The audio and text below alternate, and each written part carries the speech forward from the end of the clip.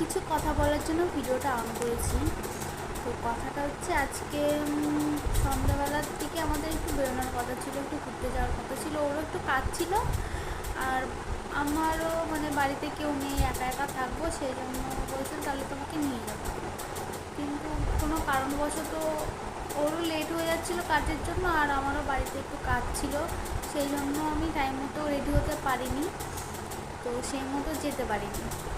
তাই নিয়ে মানে ও যাওয়ার সময় একটুখানি কথা কাটাকাটি একটু তো এবার ও কাজ করেছে, কাজ করে কাজের ফাঁকে যে আমার কথা চিন্তা করে ভেবেছে যে বাড়ি গিয়ে দেখবো মুখ কালো করে আছে, রাগ করেছে, মন খারাপ হয়ে গেছে আসতে পারিনি বলে, তো সেই জন্য আসার সময় আমার জন্য এই ডেলি মিল্কটা এনেছে।